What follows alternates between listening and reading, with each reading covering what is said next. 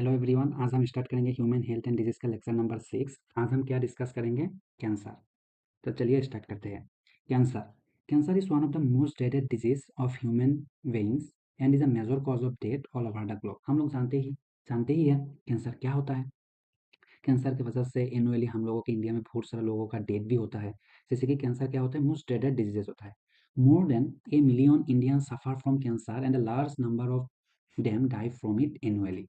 Cancer होता क्या है? Uncontrolled, abnormal and excessive mitotic division of cells is called cancer. This abnormal and undifferentiated cells are called cancer cells. Study of cancer is called oncology. तो हम लोग cancer के बारे में details study करेंगे इस लेक्चर में। तो चलिए, difference between normal cell and cancer cell. Normal cell and cancer cell के बीच में डिफरेंस क्या होता है? नॉर्मल सेल में क्या होता है? Contact inhibition. इधर क्या होता है?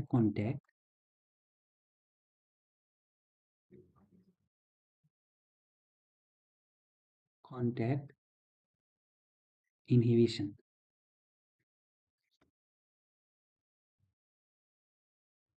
क्या होता है? Contact inhibition.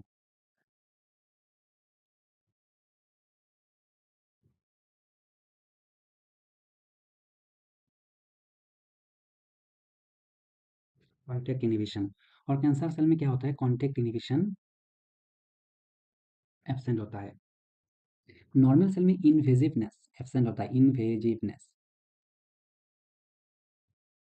इनवेजिवनेस इधर क्या होता है? एब्सेंट होता है। बट कैंसर सेल में इनवेजिवनेस क्या होता है? प्रेजेंट होता है। इनवेजिवनेस प्रेजेंट होता है। इधर कॉन्टैक्ट इनहिबिशन प्रेजेंट होता है। तो ये एक पेट्री डिश है, मान लो। मतलब ये एक पेट्री डिश है, एक कल्चर मीडिया है, जिसमें नॉर्मल सेल पहले से ही रखा हुआ है। कुछ नॉर्मल सेल इधर पहले से ही रखा हुआ है। अगर इधर एक नॉर्मल सेल का ग्रोथ कराएंगे, तो ये क्या होगा? ग्रोथ करता जाएगा, इधर भी करता जाएगा, जाके दूसरी सेल के कांटेक्ट में आते ही इसका ग्रोथ रुक जाएगा। इधर भी ये ग्रोथ करता जाएगा और दूसरी सेल के ग्रोथ में कांटेक्ट में आते ही इसका ग्रोथ रुक जाएगा।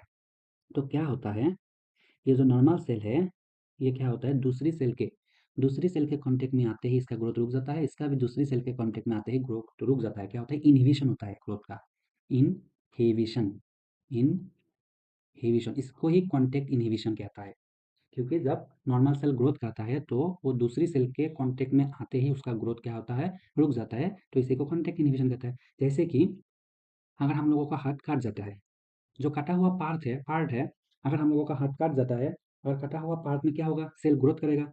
सेल कब तक ग्रोथ करेगा? जब तक वो दूसरे सेल के कांटेक्ट में ना आए, तब तक ग्रोथ करता रहेगा। अगर दूसरे सेल के कांटेक्ट में आएगा तो ग्रोथ बंद हो जाएगा। तो इसी को क्या कहते हैं? Contact inhibition. तो इसमें कैंसर सेल में क्या होता है? इधर भी मान लो कुछ नॉर्मल सेल पहले से रखा हुआ है। ये नॉर्मल सेल है, ये नॉर्मल सेल है, ये नॉर्मल सेल है, ये भी नॉर्मल सेल है,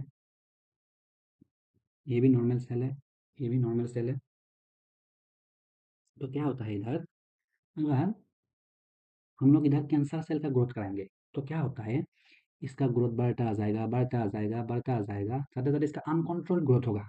मतलब ये ग्रोथ करते करते क्या करता है? ये सेल के अंदर भी घुस के ग्रोथ करता है। सेल के अंदर भी जाता है, जाके ये ग्रोथ करता है। मतलब अनकंट्रोल्ड ग्रोथ होता है इसका, अनकंट्रोल्ड ग्रोथ। कैंसर सेल का क्या होता है? अनकंट्रोल्ड ग्रोथ होता है। मतलब क्या होता है? ये ग्रोथ करते करते सेल के अंदर भी जाके ग्रोथ करता है। इसी को इनवेजिवनेस कहते हैं। क्या कहते हैं? Invasiveness of cancer sales.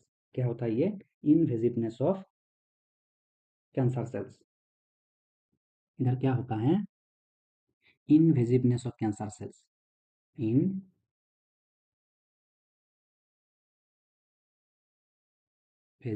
Of cancer cells. तो कैंसर सेल का क्या होता है? ग्रोथ होता है।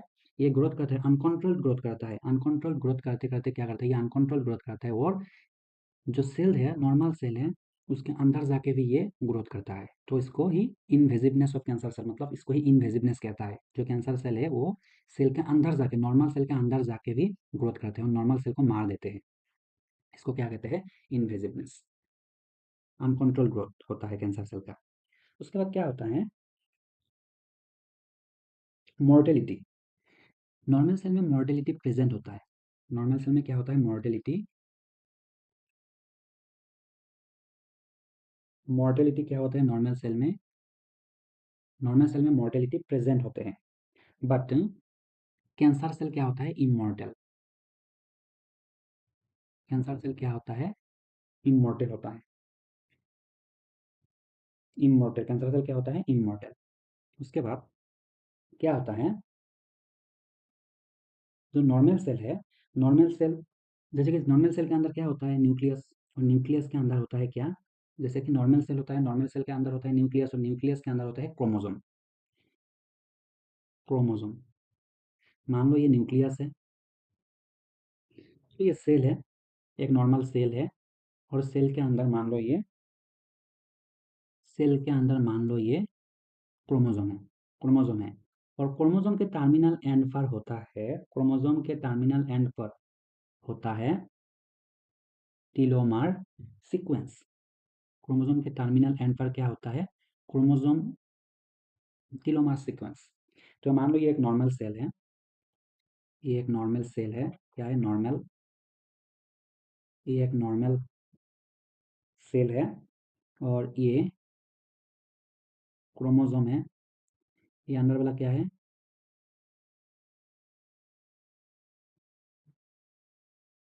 ये क्रोमोसोम है।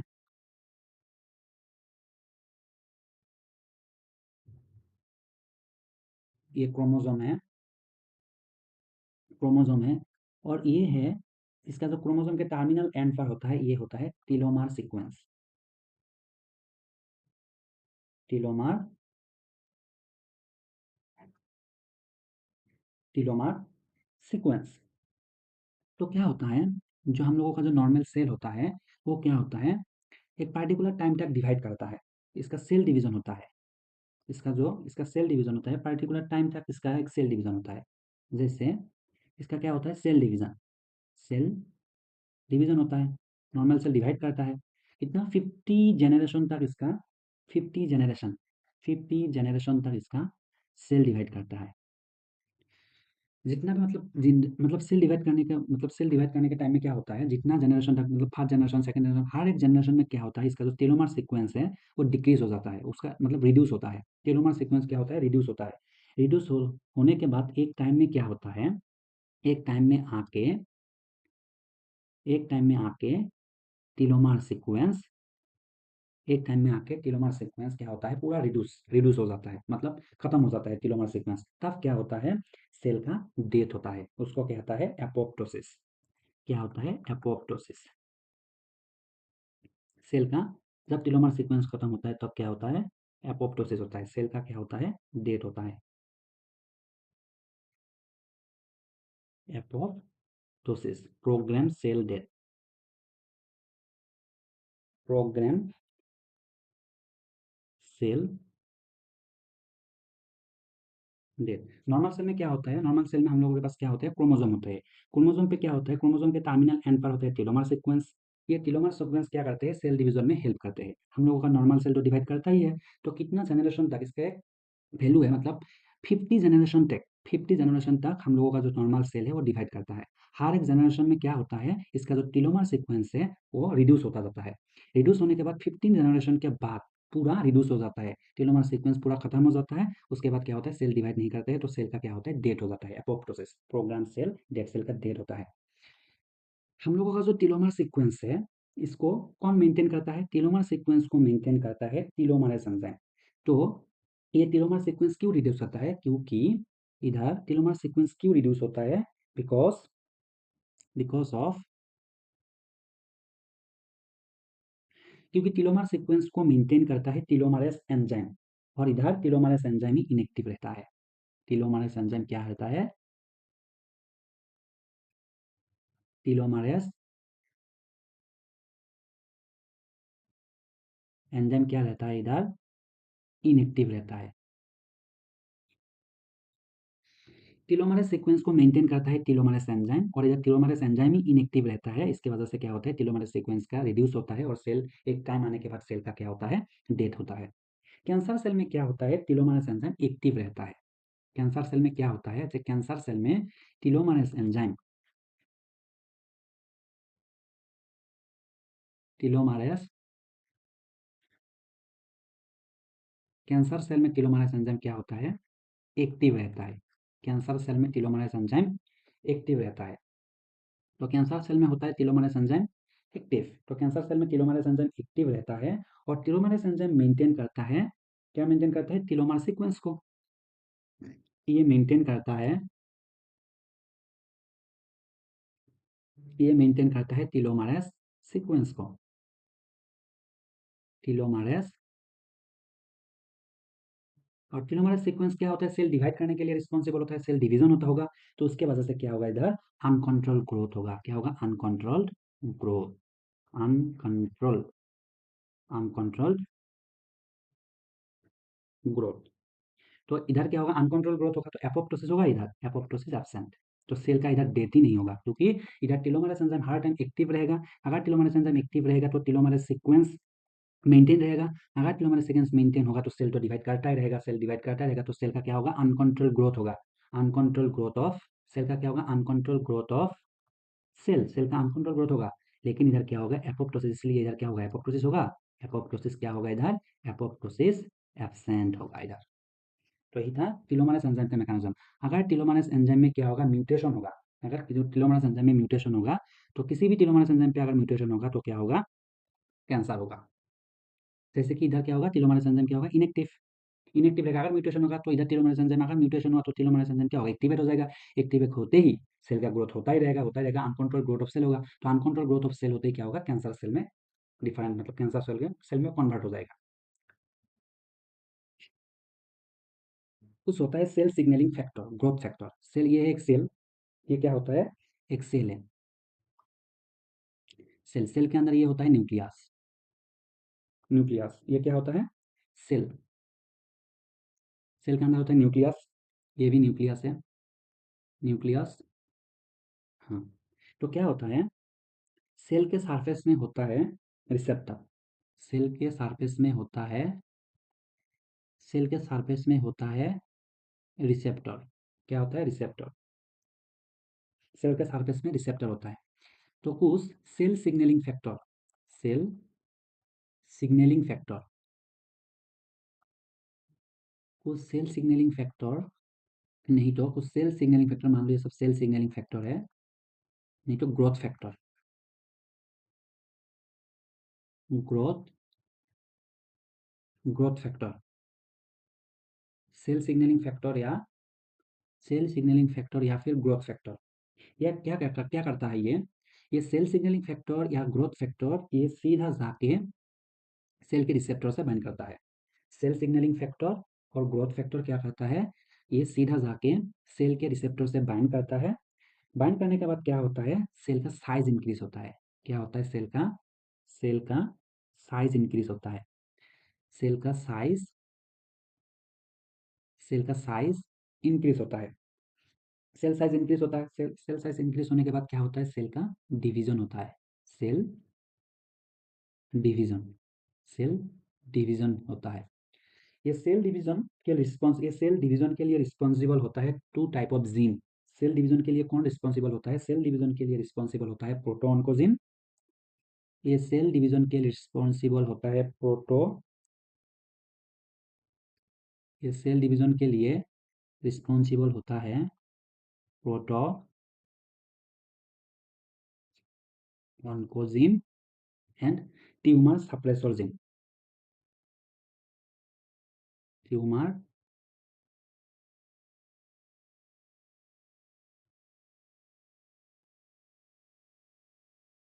तो क्या होता है? सेल सिग्नलिंग फैक्टर या ग्रोथ फैक्टर आके सेल सेल का रिसेप्टर से बाइंड करते हैं। बाइंड करते ही सेल का साइज इंक्रीज होता है, तो सेल का डिवीजन होता है। सेल डिवीजन को मेंटेन कौन करता है? सेल डिवीजन को मेंटेन करता है, सेल डिवीजन को मेंटेन कौन करता है? सेल डिवीजन को मेंटेन करता है protooncogene and tumour suppressor gene. जो प्रोटोऑन्कोजीन होता है, प्रोटोऑन्कोजीन क्या होता है? प्रोटोऑन्कोजीन सेल के ग्रोथ के लिए रिस्पॉन्सिबल होता है। ये ग्रोथ स्टिमुलेटिंग फैक्टर होता है। सेल सिग्नलिंग फैक्टर, सेल का मतलब ग्रोथ के लिए रिस्पॉन्सिबल कौन होता है? प्रोटोऑन्कोजीन। तो प्रोटोऑन्कोजीन क्या होता है? सेल के ग्रोथ के लिए रिस्पॉन्सिबल होता है। तो ग्रोथ स्टिमुलेटिंग फैक्टर क्या होता है? ग्रोथ, प्रोटोऑन्कोजीन क्या होता है? Growth,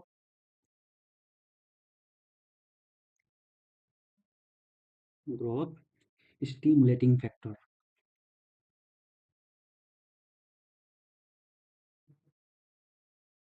growth stimulating factor, cell signalling factor, cell signalling factor, factor which factor which control metabolism of cells,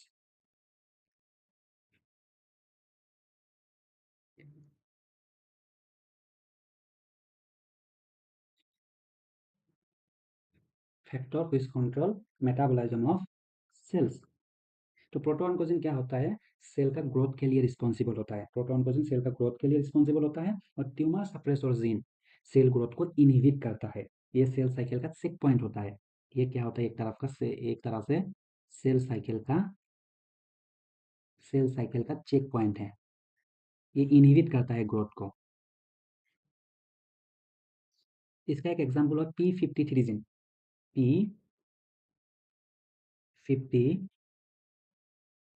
P53 gene जो क्या बनाता है, P53 प्रोटीन, P53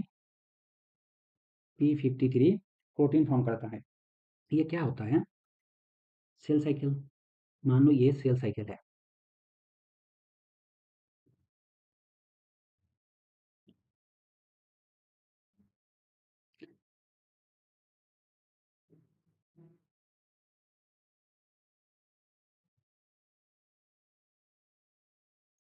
ये G2 फेज है, ये M है, ये G1, ये S। तो ये क्या होता है, मतलब G1 से मतलब अगर किसी एक फेज मतलब P53 क्या हुआ, सेल साइकिल का क्या होता है, चेक पॉइंट है। ये कौन सा चेक पॉइंट होता है, G1 चेक पॉइंट होता है। अगर किसी एक फेज में दूसरे फेज जाता है, तो अगर G1 फेज में किसी का मतलब कोई भी डिफेक्टिव होता है, अगर G1 फेज में किसी सेल का कोई डिफेक्ट होता है, अगर G1 फेज में किसी सेल का डिफेक्शन होता है, कोई एक सेल डिफेक्टिव होता है, तो G1 का चेक पॉइंट क्या करता है, उसको दूसरी फेज में जाने से रोकता है। तो क्या करता है, ये ट्यूमर सप्रेसर जीन क्या होता है, G1 चेक पॉइंट होता है। G1 check point, G1 check point का काम करता है। ये ट्यूमर सप्रेसर जीन क्या करता है, G1 चेक पॉइंट का काम करता है। तो क्या होता है, हम लोगों का मतलब सेल साइकिल का चेक पॉइंट का काम क्या है, मतलब जो G1 चेक पॉइंट होता है, मतलब अगर अगर इस फेज में अगर G1 फेज में किसी सेल का डिफेक्ट, किसी एक सेल का डिफेक्शन हुआ है, अगर G1 सेल में किसी एक सेल में दिक्कत है, वो मतलब G1 चेक पॉइंट उसको एस फेज में एंट्री करने नहीं देगा। अगर जीवन सेल का अगर जीवन फेज का किसी एक सेल का अगर डिफेक्टिव है, अगर जीवन सेल मतलब जीवन फेज का किसी एक सेल डिफेक्टिव है, तो वो क्या करेगा, जो जीवन का चेक पॉइंट है उसको एस फेज में एंट्री करने नहीं देगा।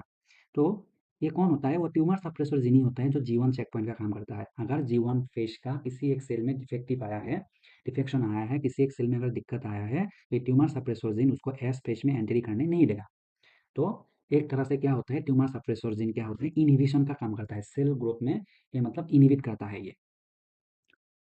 उसके बाद क्या होता है, ये मतलब क्या करते हैं, एपोप्टोसिस में हेल्प करते हैं, वो सेल को क्या करते हैं, मार देते हैं। एपोप्टोसिस, तो क्या होता है, इधर एपोप्टोसिस होता है, एपोप्टोसिस। तो अगर जीवन के सेल में कोई भी दिक्कत होगा, अगर जीवन का सेल डिफेक्टिव होगा, तो क्या होगा, जीवन से एक पॉइंट उसको एस फेज में एंट्री करने नहीं देगा, और उस सेल को क्या करेगा, मार देगा। तो ट्यूमर सप्रेसर जीन क्या करेगा, उस सेल को मार देगा। तो एपोप्टोसिस होगा सेल का इधर। अगर प्रोटोऑन्कोजीन एंड ट्यूमर सप्रेसर जीन, अगर प्रोटोऑन्कोजीन किसी एक सेल में अगर म्यूटेशन हुआ, तो अगर मान लो प्रोटोऑन्कोजीन में म्यूटेशन हुआ, प्रोटोऑन्कोजीन में अगर म्यूटेशन हुआ अगर प्रोटोऑन्कोजीन में म्यूटेशन हुआ, तो क्या होता है, प्रोटोऑन्कोजीन में म्यूटेशन हुआ, म्यूटेशन की वजह से क्या होगा, इधर गेन ऑफ फंक्शन होगा, gain of function, gain of function. ये सेल क्या होगा, ओवर स्टिमुलेशन होगा, इधर क्या होगा, ओवर स्टिमुलेशन, ओवर स्टिमुलेशन होगा, क्या होगा, ओवर स्टिमुलेशन। तो ओवर स्टिमुलेशन होने की वजह से क्या होगा, मतलब प्रोटोऑन्कोजीन क्या होता है, सेल के ग्रोथ के लिए रिस्पॉन्सिबल होता है। अगर प्रोटोऑन्कोजीन में म्यूटेशन होगा, तो गेन ऑफ फंक्शन को गेन करेगा, तो इसका क्या होगा, ओवर स्टिमुलेशन होगा। ओवर स्टिमुलेशन होने से क्या होगा, सेल का ग्रोथ बढ़ता जाएगा, अनकंट्रोल्ड ग्रोथ होगा सेल का। ओवर स्टिमुलेशन होने से क्या होगा, uncontrolled growth of cell, uncontrolled growth of cell, और अनकंट्रोल्ड ग्रोथ की वजह से क्या होगा, कैंसर होगा, कैंसर होगा। तो ये अगर प्रोटॉन को जीन में म्यूटेशन होगा तो गेन ऑफ फंक्शन होगा, गेन ऑफ फंक्शन का मतलब ओवर स्टिमुलेशन हो जाएगा प्रोटॉन को जीन। ओवर स्टिमुलेशन होने की वजह से क्या होगा, प्रोटॉन को जीन क्या होता है, ग्रोथ स्टिमुलेटिंग फैक्टर, सेल के ग्रोथ के लिए रिस्पॉन्सिबल होता है, तो सेल का ग्रोथ ज्यादा होगा, अनकंट्रोल्ड होगा, तो उसकी वजह से कैंसर होगा अगर म्यूटेशन हुआ। नॉर्मल कंडीशन में तो ठीक ही होगा, नॉर्मल तरीके से ग्रोथ करता रहेगा। ट्यूमर सप्रेसर जीन में अगर म्यूटेशन हुआ तो क्या होगा, ट्यूमर सप्रेसर जीन क्या करते हैं, इनहिबिट करता है सेल का ग्रोथ, तो अनकंट्रोल ग्रोथ को क्या करते हैं, इनहिबिट करता है। तो इधर अगर म्यूटेशन हुआ, इधर अगर म्यूटेशन हुआ तो लॉस ऑफ फंक्शन होगा, loss of loss of function. अगर इसका फंक्शन लॉस होगा तो ये इनहिबिट इनहिबिट नहीं कर पाएगा, इसका मेन काम क्या है, इनहिबिट इनहिबिट। तो इनहिबिट क्या होगा, नहीं होगा, इनहिबिट करना नहीं पाएगा। तो अगर ट्यूमर सप्रेसर जीन में म्यूटेशन होगा, इसका फंक्शन लॉस ऑफ फंक्शन होगा, अगर फंक्शन लॉस हुआ तो ये सेल के ग्रोथ को इनहिबिट नहीं कर पाएगा। सेल का ग्रोथ को क्या, इनहिबिट ऑफ सेल ग्रोथ नहीं होगा इसमें, तो सेल का ग्रोथ को इनहिबिट नहीं कर पाएगा तो कैंसर होगा, इसके वजह से भी क्या होगा, कैंसर होगा। इनएबिलिटी, तो इसके वजह से भी कैंसर को क्या होगा, ये इनहिबिट कर नहीं पाएगा, तो उसके वजह से भी क्या होगा, कैंसर होगा। तो इधर म्यूटेशन होने से गेन ऑफ फंक्शन, इधर म्यूटेशन होने से ट्यूमर सप्रेसर जीन में म्यूटेशन होने से लॉस ऑफ फंक्शन होगा, लॉस ऑफ फंक्शन होने के बाद क्या होगा, इसका जो इनिबिशन कैपेसिटी है, तो ये सेल ग्रोथ को क्या करते हैं, इनिबिट करते हैं, तो अनकंट्रोल ग्रोथ को जो इनिबिट करने का कैपेसिटी है वो लॉस हो जाएगा, तो इनिबिट नहीं कर पाएगा। इनिबिट नहीं कर पाएगा तो क्या होगा, सेल का ग्रोथ बढ़ता जाएगा, बढ़ जाने की वजह से क्या होगा, सेल का ग्रोथ जब अनकंट्रोल होगा तब कैंसर हो जाएगा, तो इसी की वजह से भी कैंसर होता है। तो अगर अगर क्या होगा, अगर दोनों में म्यूटेशन हुआ, अगर दोनों में म्यूटेशन हुआ, अगर दोनों में म्यूटेशन हुआ तब क्या होगा, अगर दोनों में म्यूटेशन हुआ तो क्या होगा, कैंसर होगा। अगर दोनों में म्यूटेशन हुआ तो क्या होगा, कैंसर होगा,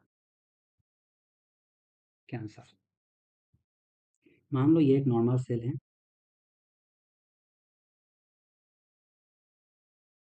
ये एक नॉर्मल ये एक नॉर्मल सेल है,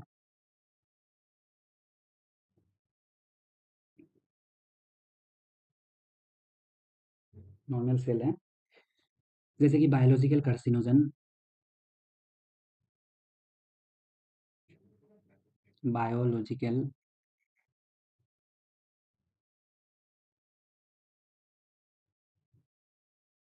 कार्सिनोजन जैसे कि वायरस, उसके बाद केमिकल कार्सिनोजन,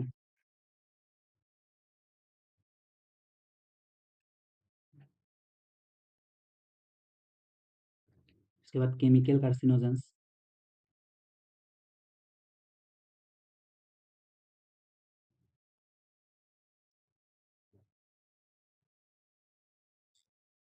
कार्सिनोजेंस, उसके बाद फिजिकल कार्सिनोजेंस,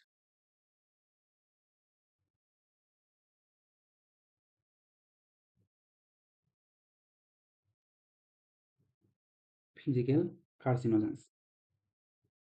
ये सब क्या करता है, ये सब क्या करता है, नॉर्मल सेल को कन्वर्ट करता है, ये सब नॉर्मल सेल को कन्वर्ट मतलब करता है ऑन्कोजेनिक ट्रांसफॉर्मेशन। किसमें convert, oncogenic transformation, oncogenic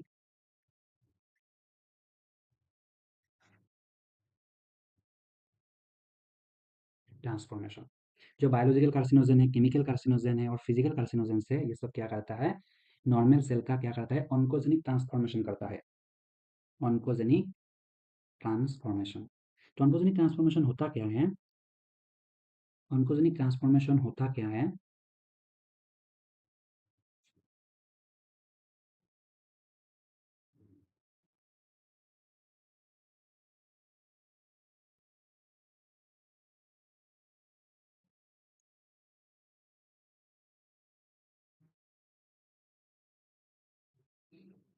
oncogenic transformation क्या होता है,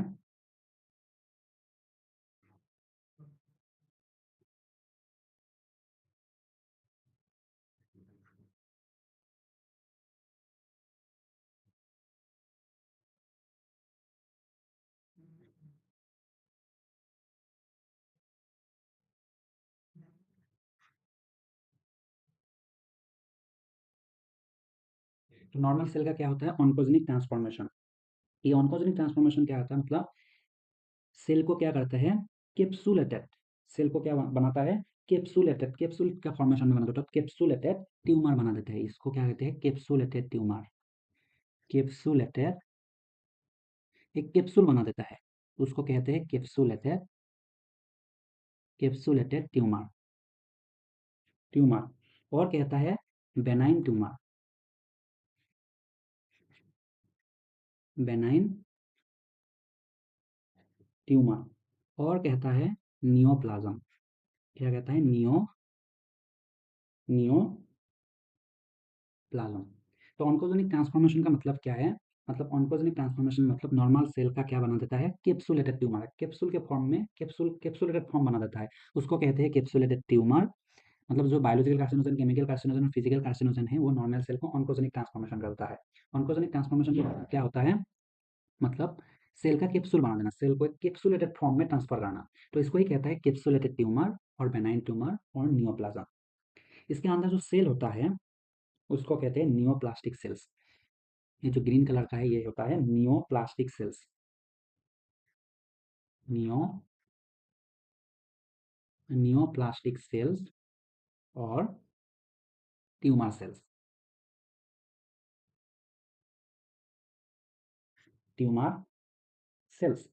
ये जो नियोप्लास्टिक सेल्स है, ये जो नियोप्लास्टिक सेल्स है, ये नियोप्लास्टिक सेल्स रिलीज करता है angiogenesis factor.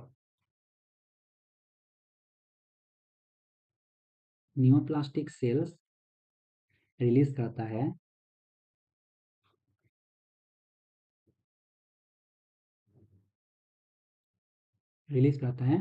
Angiogenesis factor, angiogenesis,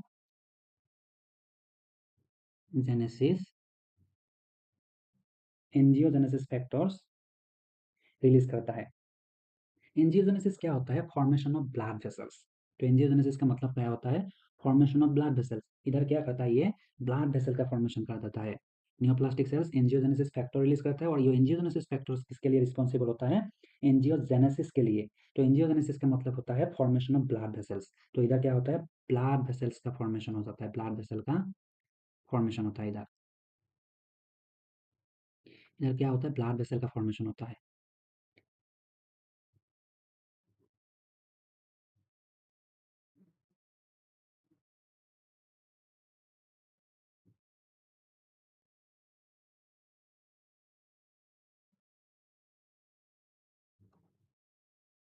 इधर क्या होता है? ब्लड वेसल का फॉर्मेशन होता है, ढेर सारा ब्लड वेसल का क्या होता है?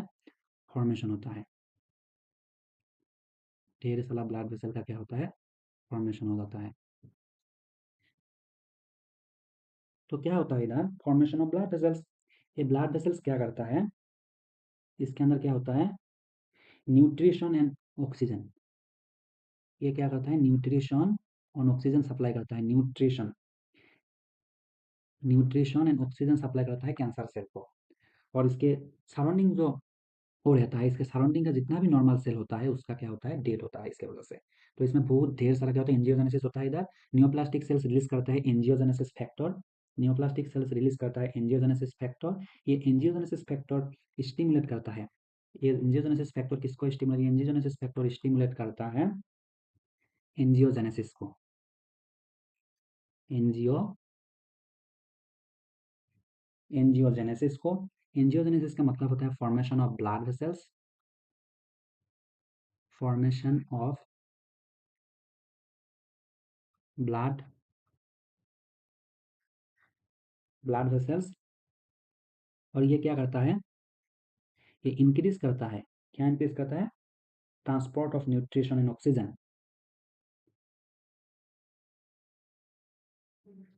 Transport of nutrition and oxygen towards towards towards tumour cells. तो क्या होता है? इधर न्यूप्लास्टिक सेल्स रिलीज करता है angiogenesis factors. Angiogenesis factors stimulate करता है एंजियोजेनेसिस को, उसके वजह से formation of blood vessels form होता है। और ये क्या करता है?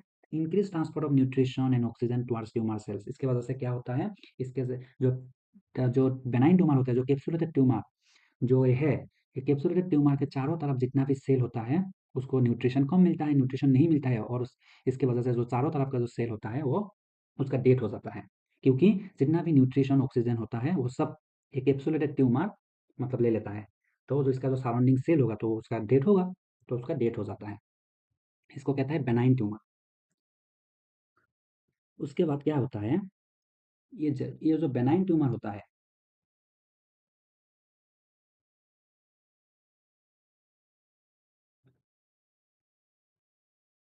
ये जो बेनाइन ट्यूमर होता है,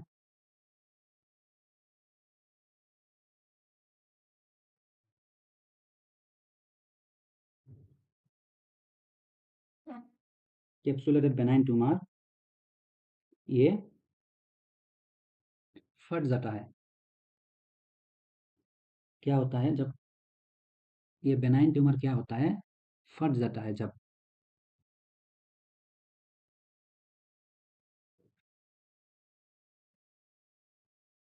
क्या होता है, कैंसर सेल बाहर आ जाता है। ये जो कैंसर सेल होता है, ट्यूमर सेल होता है इधर,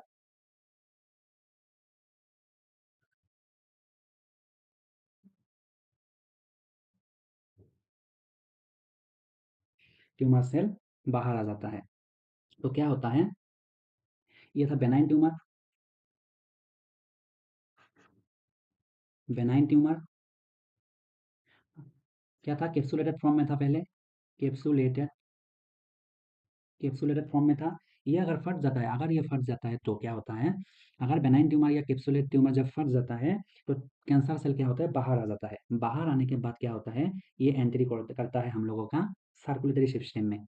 ये एंट्री करता है हम लोगों का हम लोगों का सर्कुलेटरी हम लोगों का सर्कुलेटरी सिस्टम में हम लोगों का सर्कुलेटरी सिस्टम में एंट्री करता है। सर्कुलेटरी सिस्टम में ये जो ट्यूमर है, ये जो ट्यूमर सेल है, ये जो कैंसरस सेल है, ये एंटर करता है हम लोगों के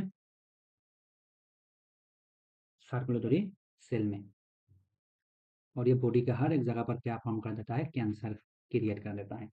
तो ये क्या करता है, सीधा आके हम लोगों के सर्कुलेटरी सिस्टम में एंट्री करते हैं, हम लोगों के ब्लड वेसल्स में हम लोगों के ब्लड वेसल्स में एंट्री कर देते हैं, ब्लड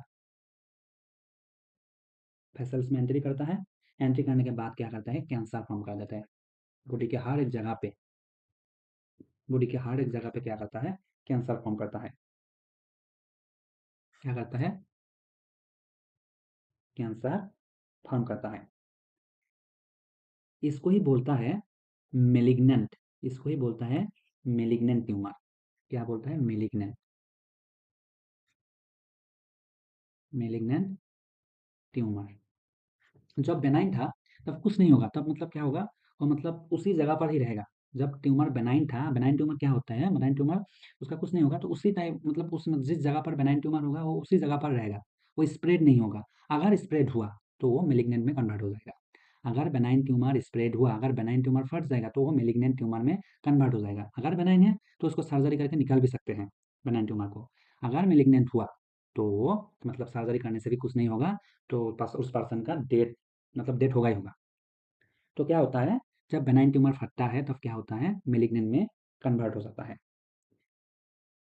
इसका जो प्रॉपर्टी है, the spreading of tumour, tumour का जो स्प्रेडिंग का प्रॉपर्टी है, the spreading property of spreading of cancer sales, इसको क्या कहते हैं, प्रॉपर्टी ऑफ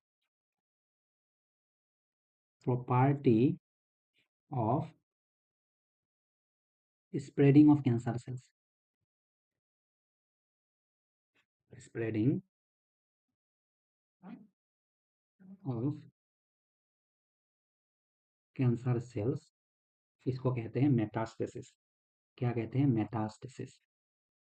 मेटास्टेसिस। तो बेनाइन ट्यूमर है, अगर बेनाइन है तो उसको सर्जरी करके निकाल भी सकते हैं, तो स्प्रेडिंग नहीं होता है। अगर बेनाइन ट्यूमर फट जाता है तो मेलिग्नेंट ट्यूमर में कन्वर्ट हो जाता है, और ये पूरा ब्लड वेसल सर्कुलेटरी सिस्टम आके बॉडी के हर एक जगह ये कैंसर स्प्रेड होता है। जो स्प्रेडिंग का प्रॉपर्टी है, जो property of spreading of cancer cell, इसको मेटास्टेसिस कहते हैं, उस मैकेनिज्म को। उसके बाद देखते हैं टाइप ऑफ कैंसर। कैंसर क्या होता है, कार्सिनोमा,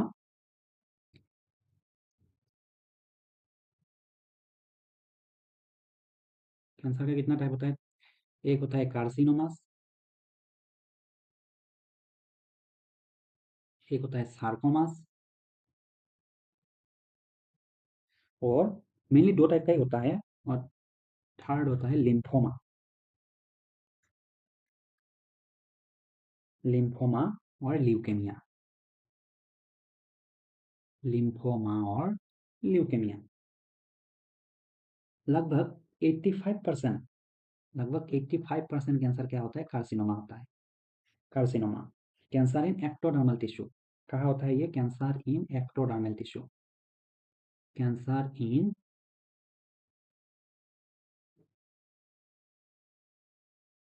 एक्टोडर्मल टिश्यू, जैसे कि एपिथेलियल टिश्यू। एपिथेलियल टिश्यू में होता है ये कैंसर। स्किन में, जैसे भी जितने भी इंटरनल ऑर्गन है, जितना भी इंटरनल ऑर्गन है, जितना भी इंटरनल ऑर्गन है, तो एपिथेलियल लाइनिंग, और किसमें? Epithelial lining of, epithelial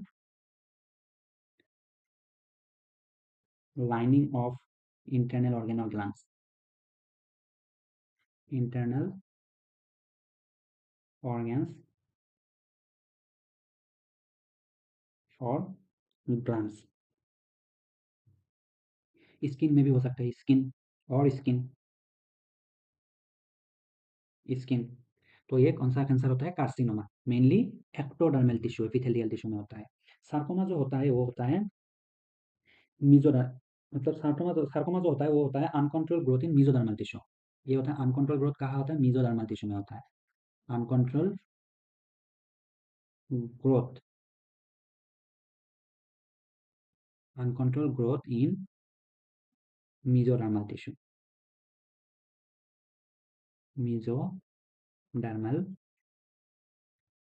uncontrol growth in mesodermal tissue, जैसे कि bone cancer, osteosarcoma, muscle cancer, lymph node cancer, ऐसे होते हैं। जैसे कि बोन कैंसर, ये सब होता है। बोन कैंसर, मसल कैंसर, जैसे कि बोन कैंसर एग्जांपल ले सकते हैं। बोन कैंसर,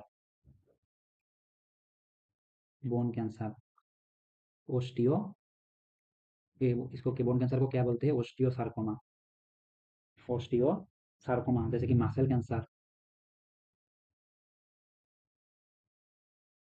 मसल कैंसर, फिर इसको बोलते हैं मायोसार्कोमा,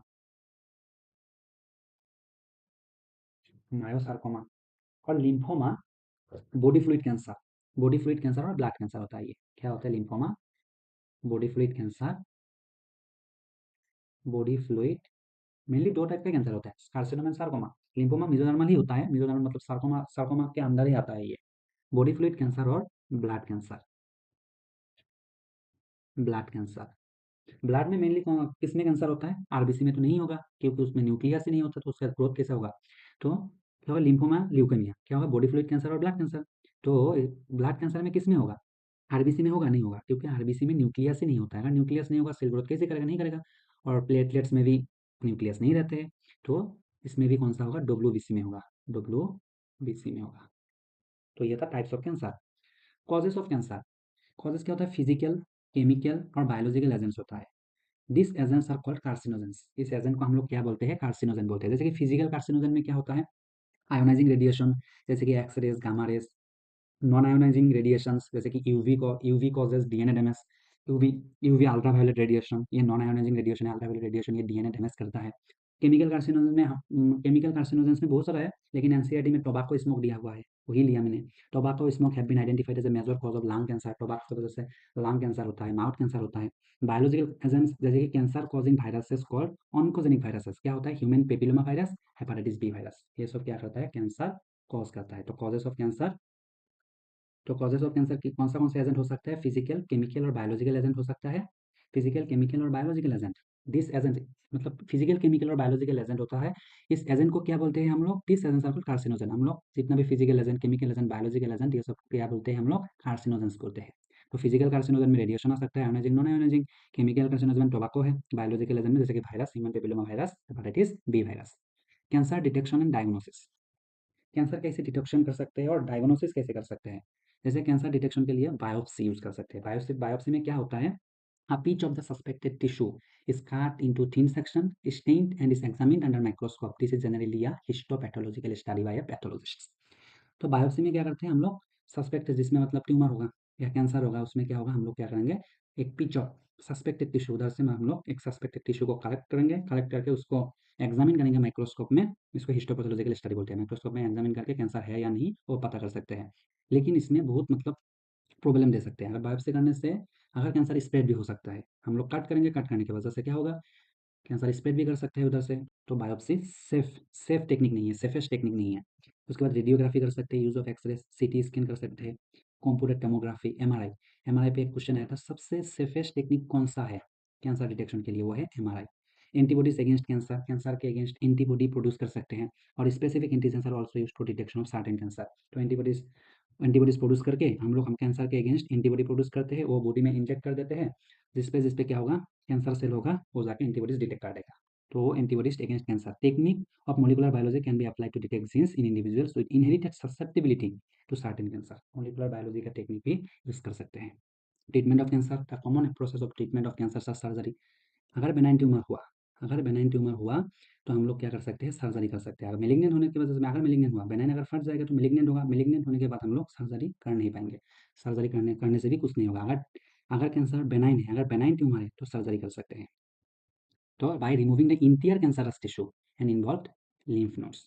मतलब क्या बोल रहा है इधर, बेनाइन ट्यूमर के बारे में बोल रहा है, तो बेनाइन ट्यूमर को सर्जरी से निकल सकते हैं।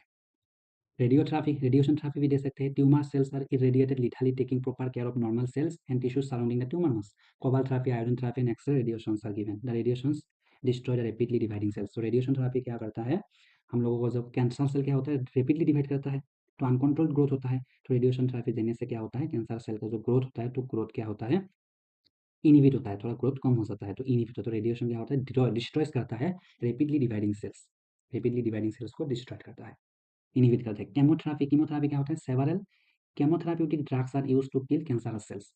Chemotherapeutic drugs are used to kill cancerous cells. Anti-cancer drugs inhibit synthesis of DNA in cancer cell. तो सेल में तो डीएनए होता है, तो एंटी कैंसर ड्रग जो होता है वो क्या करता है, कैंसर सेल का डीएनए सिंथेसिस को क्या करता है, इनहिबिट करता है। Cell stopping their cell cycle को स्टॉपिंग कर देता है। तो इसके लिए क्या होगा, vincristine and vinblastine. Most of cancer are treated by combination therapy of surgery, radiation and anti cancer drug. Combination भी कर सकते हैं मतलब इन सब का। Immunotherapy, alpha interferon. इम्यूनोथेरेपी के लिए क्या देते हैं, alpha interferon. Tumour cells have been shown to avoid detection and destruction by immune system. क्योंकि ट्यूमर सेल हम लोगों का खुद का सेल है, सेल्फ सेल है। तो ट्यूमर सेल क्या होता है, हम लोगों का सेल्फ सेल होता है। तो बॉडी का इम्यून सिस्टम क्या करता है, सेल्फ सेल को तो मार नहीं सकता है, तो सेल्फ और नॉन सेल्फ को भेद करना जानता है इम्यून सिस्टम। अगर ट्यूमर सेल सेल्फ सेल है तो इम्यून सिस्टम कुछ नहीं करेगा, इम्यून सिस्टम उसको हेल्प करेगा, इम्यून सिस्टम उसके अगेंस्ट काम नहीं करेगा। तो इसीलिए क्या करते हैं, अगर ट्यूमर सेल क्या है, ट्यूमर सेल तो बॉडी का सेल से ही तो ट्यूमर बनता है ना, तो उसके लिए इम्यून सिस्टम क्या करेगा, कुछ मतलब एंटीबॉडी नहीं फॉर्म करेगा। तो इसके लिए क्या करता है, therefore the patients are given substance called biological response modifier such as alpha interferon दिया जाता है, which activate the immune system and help in destroying the tumour. इसलिए अल्फा इंटरफेरॉन हम लोगों को दिया जाता है इम्यून सिस्टम को एक्टिवेट करने के लिए और डिस्ट्रॉइंग द ट्यूमर को मारने के लिए। Previous year questions, which of the following statement is not true for cancer cells in relation to mutation. Mutation in protooncogene accelerate the cell cycle. Mutation in protooncogene, मैंने बताया था, अगर प्रोटोएन्कोजिन में mutation होगा, अगर प्रोटोएन्कोजिन में क्या होगा, म्यूटेशन होगा, अगर प्रोटोएन्कोजिन में म्यूटेशन होगा तो क्या होगा, gain of function. Gain of function की वजह से क्या होगा, over stimulation. Over over stimulation, तो ओवर स्टिमुलेशन होने की वजह से क्या होगा, अनकंट्रोल्ड ग्रोथ, अनकंट्रोल्ड ग्रोथ होगा। अनकंट्रोल्ड ग्रोथ ऑफ किसका, सेल का अनकंट्रोल्ड ग्रोथ होगा, तो उसकी वजह से क्या होगा, कैंसर होगा। तो क्या कहा इधर, कि म्यूटेशन इन प्रोटोन को एक्सेलरेट द सेल साइकिल, हाँ होगा। तो सेल का ग्रोथ, सेल ज्यादा ग्रोथ करेगा, अनकंट्रोल्ड ग्रोथ होगा, तो सेल साइकिल को हेल्प कर रहा है। तो म्यूटेशन प्रोटोन कैंसर सेल के लिए कौन सा सही है, तो ये तो सही है।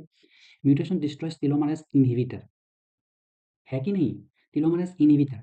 हम लोगों का जो प्रोटोन को हम लोग मतलब टेलोमेरेज इनहिबिटर, टेलोमेरेज एंजाइम क्या करता है, टेलोमेरेज एंजाइम, टेलोमेरेज एंजाइम क्या होता है, नॉर्मल सेल में क्या होता है, नॉर्मल नॉर्मल सेल में क्या होता है, इनहिबिट होता है। नॉर्मल सेल में क्या होता है, इनएक्टिव रहता है, मतलब इनहिबिट ही रहता है, इनहिबिट करता है, इनहिबिट करता है सेल डिवीजन को, सेल डिवीजन को। तो सेल डिवीजन को क्या करता है, इनहिबिट करता है। टेलोमेरेस एंजाइम सेल डिवीजन को इनहिबिट करता है। अगर म्यूटेशन हुआ तो टेलोमेरेस इनहिबिटर का क्या होगा, म्यूटेशन क्या होगा, म्यूटेशन क्या करेगा, टेलोमेरेस इनहिबिट को, टेलोमेरेस इनहिबिटर को क्या करेगा, इनहिबिटर करता है। टेलोमेरेस इनहिबिटर को क्या करेगा, म्यूटेशन होने की वजह से क्या होगा, अगर म्यूटेशन हुआ, अगर म्यूटेशन हुआ, अगर म्यूटेशन हुआ, म्यूटेशन होने की वजह से क्या होगा, टेलोमेरेस एंजाइम का, ये जो टेलोमेरेस इनहिबिटर है, ये टेलोमेरेस जो इनएक्टिव है, ये इनएक्टिव टेलोमेरेस क्या होगा, इनएक्टिव टेलोमेरेस क्या होगा, एक्टिव हो जाएगा, एक्टिव हो जाएगा। तो उसके बाद से क्या होगा, सेल का क्या होगा, सेल का डिवीजन, सेल का डिवीजन इंक्रीज हो जाएगा। अगर सेल का डिवीजन इंक्रीज हुआ तो क्या होगा, कैंसर। तो ये भी करेक्ट है। Mutation inactivate cell control, mutation क्या करता है, the mutation inactivate, mutation inactivate, mutation inactivate cell control, cell control. हम लोगों का सेल का क्या कंट्रोल में होना चाहिए, सेल का ग्रोथ, सेल का ग्रोथ क्या होता है, कंट्रोल में होता है, कंट्रोल में होता है या नहीं। तो म्यूटेशन होने की वजह से क्या होगा, म्यूटेशन क्या करेगा, सेल का ग्रोथ को क्या करेगा, सेल का ग्रोथ को अनकंट्रोल कर देगा। म्यूटेशन सेल का ग्रोथ को अनकंट्रोल करेगा। तो म्यूटेशन इनएक्टिव सेल कंट्रोल, तो सेल कंट्रोल को क्या करा, तो म्यूटेशन होने की वजह से क्या होगा, म्यूटेशन होने की वजह से क्या होता है, सेल का ग्रोथ अनकंट्रोल होता है, इनएक्टिवेट करता है। तो क्या करता है, इनएक्टिव करता है, uncontrol means inactive cell control, cell control inactive हो जाता है, तो अनकंट्रोल हो जाता है। Mutation inhibit production of telomerase, inhibit नहीं करता है, mutation not inhibit, mutation increase production of telomerase. Mutation की वजह से टेलोमेरेस एंजाइम का क्या होता है, म्यूटेशन की वजह से क्या होता है, म्यूटेशन की वजह से क्या होता है, टेलोमेरेस एंजाइम क्या होता है, ओवर स्टिमुलेशन म्यूटेशन की वजह से क्या होता है, टेलोमेरेस एंजाइम, म्यूटेशन की वजह से क्या होता है, टेलोमेरेस एंजाइम एक्टिव होता है, इनहिबिट नहीं होता है। म्यूटेशन की वजह से टेलोमेरेस एंजाइम क्या होता है, एक्टिव होता है, एक्टिव, एक्टिव होता है, नॉट इनहिबिट। तो करेक्ट ऑप्शन ये होगा। तो which of the following is not true, D, D होगा आंसर, डी। तो ये इनहिबिट नहीं होगा, ये होगा एक्टिव करेगा, मतलब इंक्रीज करेगा, प्रोडक्शन इंक्रीज करेगा, increase. Which of the following is not a property of cancerous cells, whereas the remaining three are? They complete with normal cells for vital nutrients. They do not remain confined in the area of formation. ठीक है, ये मतलब they divide in an uncontrolled manner. Uncontrolled manner में divide करता है. They do not remain confined in an area of formation. तो जहाँ formation होता है उधर तक सीमित नहीं रहता है, वो spread करता है. They complete with normal cells for vital nutrients. normal cell से क्या करता है, vital nutrient लेता है, और they show contact inhibition, cancer cell contact inhibition नहीं दिखाता है। तो आंसर होगा D, not a property of cancer cell. ये कॉन्टेक्ट मतलब कॉन्टेक्ट इनिबिशन कैंसर सेल में नहीं होता है, ये नॉर्मल नॉर्मल सेल में होता है। नॉर्मल सेल, नॉर्मल सेल में क्या होता है, कॉन्टेक्ट इनिबिशन होता है, कॉन्टेक्ट इनिबिशन। कैंसर सेल में कॉन्टेक्ट इनिबिशन नहीं होता है। Carcinoma refers to benign tumour of the connective tissue, connective tissue में नहीं होता है। Malignant tumour of connective tissue नहीं, कनेक्टिव टिश्यू तो नहीं होगा। मेलिग्नेंट ट्यूमर ऑफ स्किन और म्यूकस, मोर अप्रोप्रिएट ऑप्शन नहीं होगा, malignant tumour of the skin or mucous membrane. Thank you.